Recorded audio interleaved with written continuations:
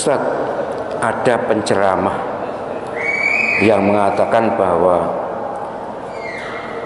Yahudi terpecah 71 golongan, Nasrani 72 golongan, dan umatku 73 golongan. Katanya 73 golongan itu termasuk Nasrani, termasuk Yahudi. Ini penceramah ini enggak belajar bahasa ya. Jadi fatal, pemahaman ini fatal. Jadi menganggap bahwa umat Nabi Muhammad 73 golongan itu termasuk Yahudi, Nasrani. Enggak. Wong Yahudi, Nasrani disebutkan di situ kok. Yang dimaksud ya umat Muhammad. Memang umat Muhammad ada ummatud dakwah dan ummatul istijabah.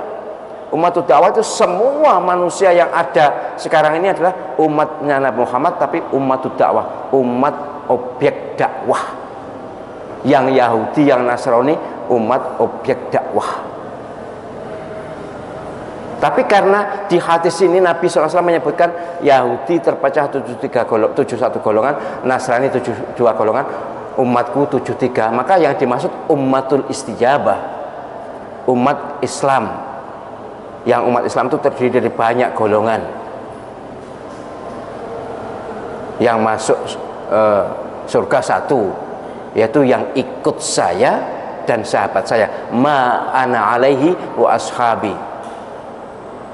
Yang disebut Nabi SAW yang selamat umatku dari 73 itu yang selamat satu, yaitu yang ikut saya dan sahabat saya. Banyak redaksi hadisnya banyak, tapi saya pilih ini karena ini yang paling memungkinkan ngerangkul banyak. Jadi bukan ormas tertentu, bukan aliran tertentu, tapi aliran apapun, ormas apapun, asal ikut Nabi dan sahabat itu yang selamat. Ma'ana alaihi wa ashabi, mereka yang ikut saya dan para sahabat saya. Ini harus diikutkan para sahabat itu, jangan dimatikan, jangan dibuang. Ada yang demi menghilangkan ahlus sunnah wal jamaah ya, supaya tidak mengucapkan al wal jamaah, ahlus sunnah saja, maka ma'ana alaihi tok. Yang ngono ya ngono, yang ngono tidak usah ngono lah ya. Gitu ya gitu, jangan gitulah ya. Jadi itu keterlaluan. Sahabat kan juga pendakwah pertama dan utama sesudah Nabi SAW. Mereka kan juga benar. Kayak demi menghindari kata-kata ahlus sunnah wal jamaah. Kata wal jamaah itu kan ahlus sunnah itu ikut Nabi, wal jamaah itu ikut sahabat. Lah untuk menghindari itu maka dibaca ahlus sunnah ma'ana alaihi saja. Enggak, menurut saya itu enggak fair. Yang fair ya sudahlah, ikut Nabi dan para sahabat. Soal yang mana yang diikuti untuk sahabat monggo saja. Memang dalam perjalanan umat Islam ini ya kita terbelah atau tergolong dalam beberapa ormas. Di Indonesia saja, saya waktu menjadi ketua umum Imam Masjid Indonesia itu, saya keliling Indonesia, saya temukan ada 70 memang 70 ormas di Indonesia toh, belum yang di Afghanistan, belum yang di Mesir, di Irak, di Libya, di Saudi Arabia. Nah, itu yang terpenting. Jadi ormas apapun, partai apapun, asal ikut Nabi dan sahabat, selamat. Itu hadis yang sahih itu. Kemudian ini penceramah itu melanjutkan, ada hadis lain, semua selamat kecuali satu, yaitu az-zanatiqah. Ini hadis, ya mohon maaf sebenarnya bukan hadis ya. Hadis palsu itu kan bukan hadis tuh.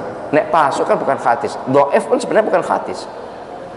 Saya sudah pernah menguji disertasi tentang hadis ini, bahwa umat Muhammad, ya hadis bahwa umat Muhammad itu terpecah 70 lebih golongan, semuanya masuk surga kecuali satu, yaitu az-zanatiqah.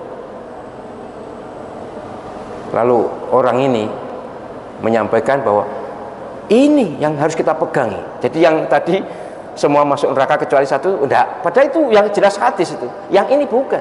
Kalaupun hadis dhaif, tapi bukan dhaif setahu saya. Hadis palsu, maudhu'.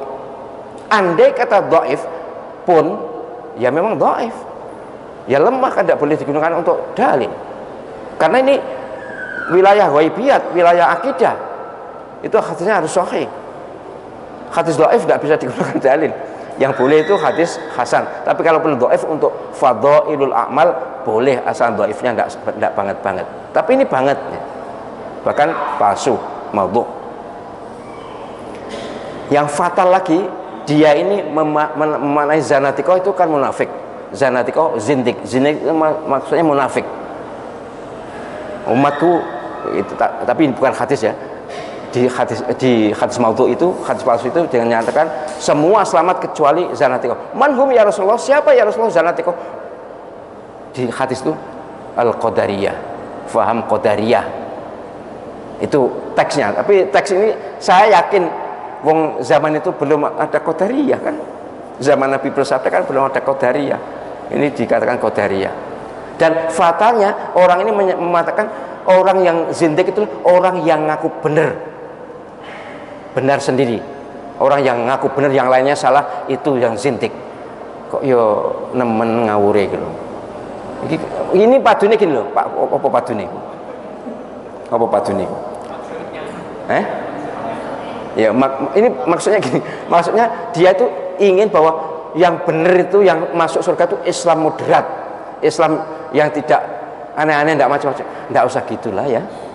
Panjenengan harus menyampaikan dakwahnya Rasulullah secara jujur. Islam itu tidak usah dibagi-bagi. Jelas Islam itu pasti moderat. Kalau tidak moderat ya bukan Islam. Atau Islam ekstrim itu. Tidaklah. Islam itu kalau menurut Nabi mesti moderat. Wa kadzalika ja'alnakum ummatan wasatan litakunu syuhada'a 'alan nas. Coba. Umat wasat, umat moderat, umat tengah-tengah. Jadi umat Islam itu umat yang moderat. Tidak usah ngarang-ngarang dewe. Ini Islam wasatiyah, Islam apa? Tidak usah lah ya. Tidak usah.